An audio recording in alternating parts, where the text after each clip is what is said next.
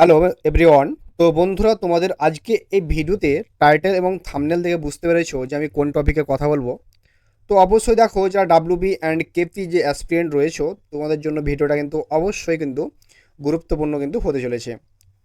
তো দেখো, আমি বেসিক্যালি কী বলতে চলেছি, দেখো যে ডাব্লিউবি এম কেপি রিক্রুটমেন্ট নিয়ে যে প্যানেল যেটা চলেছে 2024 সাল থেকে, ঠিক আছে। তো সেই প্যানেল নিয়ে কিছু গুরুত্বপূর্ণ কথা আজকে তোমাদের সাথে শেয়ার করব এবং লাইভে। তো আগে থেকে আমি তোমাদেরকে যে প্রাইভেসি বা আওয়ার কমিউনিটি গাইডলাইন্স, তো আগে থেকে আমি তোমাদেরকে কোনো ইনফরমেশান দেয়নি, ঠিক আছে।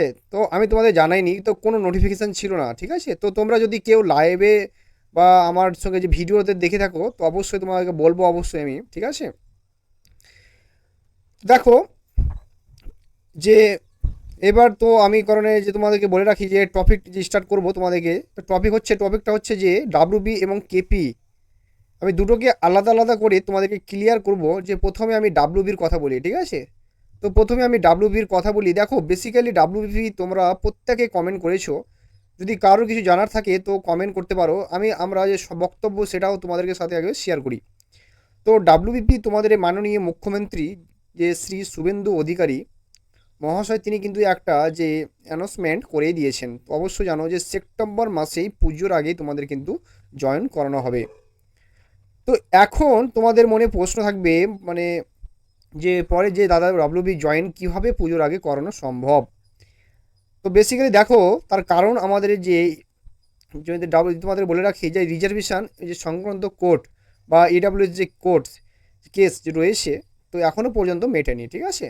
তাহলে এরকম অবস্থা আমাদের ডাব্লিউবি জয়েন করা কীভাবে জয়েন করানো কীভাবে সম্ভব। তো প্রথমত বিষয়টা দেখো, ডাব্লিউবির যে কেস যেটা চলছে, মাননীয় মুখ্যমন্ত্রী শুভেন্দু অধিকারী মহাশয় এটাও বলেছেন যে বিগত সরকার এই প্যানেল, এই যে ডাব্লিউবি 11,749 এবং কেপি যে 3,400 যে প্যানেল দীর্ঘ দিন ধরে বিভিন্ন কোর্ট কেসের মধ্যে দিয়ে আটকে রয়েছিল, দিনের পর দিন ধরে জয়েন করায়নি। তো সেই যে প্যানেল আমরা প্রয়োজন পড়লে আমরা কেস বা উইথড্রড করে নেব, ঠিক আছে। এবং কেস যে উইথড্রড করে নিয়ে ডাব্লিউবির যে তোমরা জানো যে রিটেন পরীক্ষা কমপ্লিট একটাই পরীক্ষা।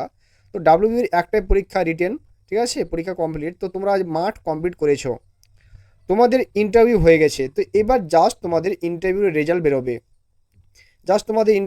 বের হবে এবং তারপরে তোমাদের কিন্তু মেডিকেল এবং তোমাদের যে ভিআর অর্থাৎ ভেরিফিকেশন, তারপর তোমাদের জয়নিং। তো ডাব্লিউবির ক্ষেত্রে এটা জয়েন করানো তোমাদের যে আছে যে রিসেন্ট যে গভর্নমেন্ট রয়েছে, সেই গভর্নমেন্টের কাছে কিন্তু এটা কোনো ব্যাপারই না, ঠিক আছে।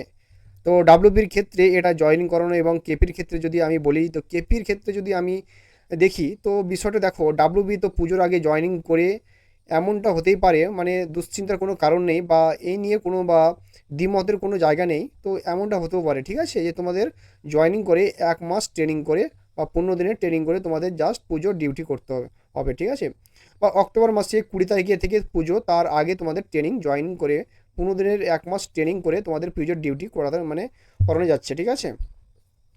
তো এবার যদি আমি কেপির কথা বলি, তো কেপির আজকে আমি একটা কেপি কনস্টেবল বা একটা টোটাল আপডেট আমি দিয়ে একটা ভিডিও আমি বানিয়েছিলাম, তোমাদের অলরেডি বানিয়েছি। যারা ভিডিওটা দেখোনি অবশ্যই দেখে নেবে, ঠিক আছে।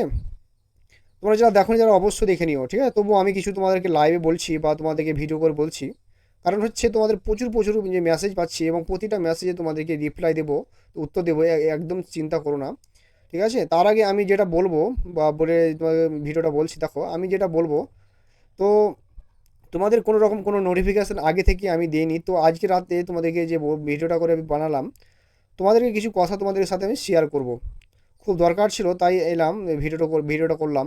তো কেপি সম্বন্ধে কয়েকটা কথা আমি বলি। তো অনেকেই প্রশ্ন করেছো যে আগস্ট মাসে কোনো দিন মাঠ হতে পারে না, বর্ষার মধ্যে মাঠ হয় না, এমনটা কিন্তু ভুল কথা। তোমরা কিন্তু এই সমস্ত জিনিসগুলো, এই সমস্ত যে অজুহাতগুলো নিজেদেরকে সান্ত্বনা দিও না, ঠিক আছে।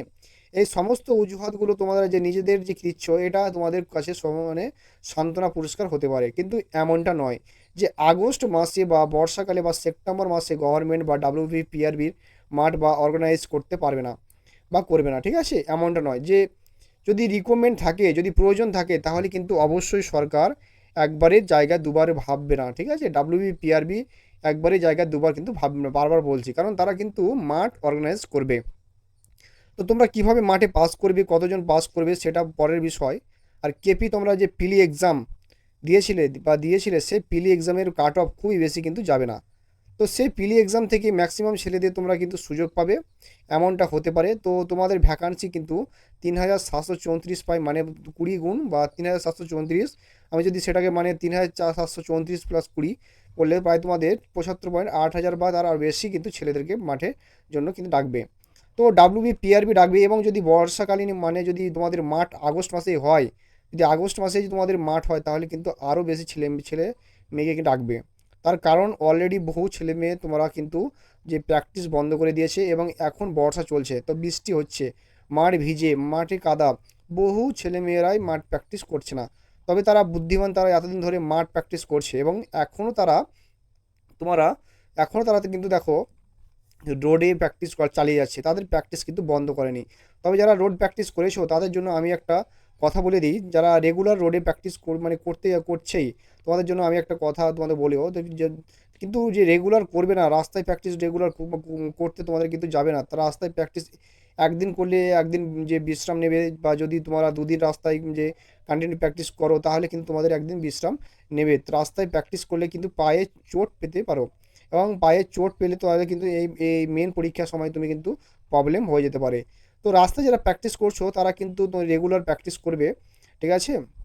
রেগুলার প্র্যাকটিস আবার করবে না, ঠিক আছে? আর এর থেকে ভালো তোমরা যদি খালি পায়ে তোমাদের আগস্ট মাসের মাঠ হবে বা পুজোর আগে তোমাদের যদি মাঠ হয়, যেখানে যে মাঠে তোমাদের যে পিএমটি হবে সেখানে কিন্তু কাদা থাকবে। তো তোমরা যদি খালি পায়ে তোমরা যে মাঠে প্র্যাকটিস করো, তোমরা সেখানে খালি পায়ে তোমরা পায়ে যে কেপ বা ব্যান্ডেড বেঁধে কিন্তু তুমি খালি পায়ে বা কেপ ব্যান্ড বেঁধে তুমি কিন্তু প্র্যাকটিস করতে পারো, ঠিক আছে? তো দেখো, সময় আসছে, সময়ের মধ্যে তোমাদের অবশ্যই তোমাদের সব কিছু সলিউশন হয়ে যাবে। তো তোমাদেরকে সবসময় সব সাবধান থাকতে হবে নিজেকে, আর একটু ধৈর্য ধরো, অবশ্যই সময়ের মধ্যে তুমি আপডেট কিন্তু পেয়ে যাবে। তো আমার এই চ্যানেলটা ফলো করো, যখনই আপডেট আসবে সঙ্গে সঙ্গে তোমাদের প্রোভাইড করবো। তো বেশি ভিডিওটা বাড়াবো না, তো এই ছিল আজকের আপডেট যদি ভালো লাগে তো অবশ্যই কিন্তু সাবস্ক্রাইবের পাশে থাকা বেল আইকনটি প্রেস করে রাখবে বন্ধুরা। তো সুস্থ থেকো, ভালো থেকো, জয় হিন্দ, জয় ভারত।